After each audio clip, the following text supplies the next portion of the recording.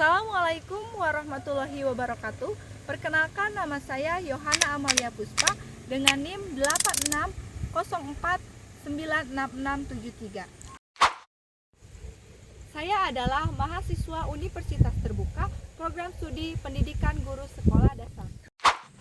Pada kesempatan kali ini, saya akan melakukan praktikum IPA tentang simbiosis yang ada di lingkungan sekitar kita. Apakah kalian pernah mendengar istilah simbiosis? Simbiosis adalah hubungan antara dua makhluk hidup yang hidup bersama dan saling berinteraksi. Hubungan ini bisa saling menguntungkan, tidak merugikan, atau bahkan merugikan salah satu pihak. Simbiosis dibagi menjadi beberapa, yaitu mutualisme, komensalisme, parasitisme, dan juga kompetisi.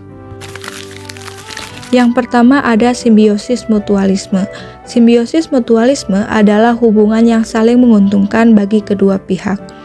Berdasarkan pengamatan saya, yang pertama adalah cacing tanah dan tanaman.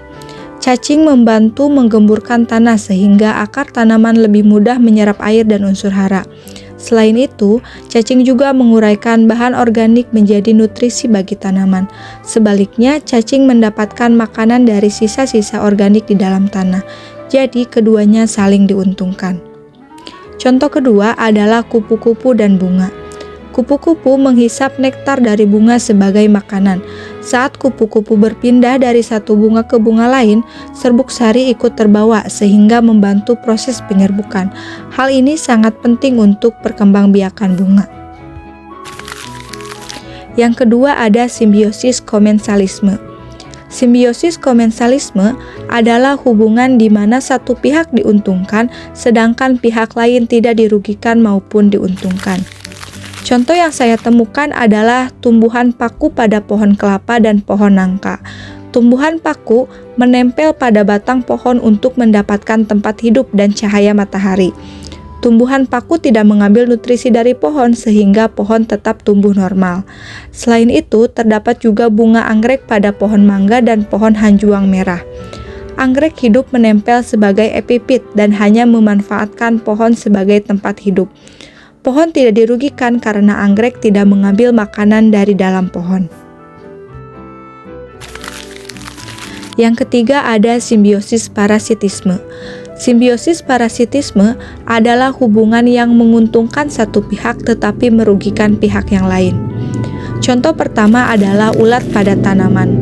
Ulat memakan daun tanaman sehingga daun menjadi rusak dan pertumbuhan tanaman terganggu. Ulat diuntungkan sedangkan tanaman dirugikan.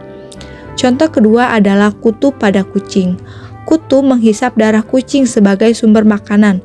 Akibatnya, kucing merasa gatal dan tidak nyaman, bahkan bisa mengalami gangguan kesehatan. Yang terakhir ada kompetisi makhluk hidup. Kompetisi adalah persaingan antar makhluk hidup untuk mendapatkan kebutuhan hidup. Contoh pertama adalah tanaman hias dan rumput liar dalam satu pot. Keduanya saling bersaing mendapatkan air dan unsur hara. Jika rumput liar lebih banyak, tanaman hias bisa terganggu pertumbuhannya. Contoh kedua adalah tanaman padi dan eceng sawah atau wewehan. Keduanya hidup di tempat yang sama dan saling bersaing mendapatkan nutrisi dan ruang tumbuh, sehingga dapat mempengaruhi pertumbuhan pada tanaman padi. Dari pengamatan ini dapat disimpulkan bahwa makhluk hidup saling berinteraksi dengan cara yang berbeda-beda. Ada yang saling menguntungkan, tidak merugikan, dan juga saling bersaing untuk bertahan hidup. Demikian pemaparan materi mengenai simbiosis yang dapat saya sampaikan. Semoga materi ini dapat menambah pemahaman kita tentang hubungan antar makhluk hidup di lingkungan sekitar. Wassalamualaikum warahmatullahi wabarakatuh.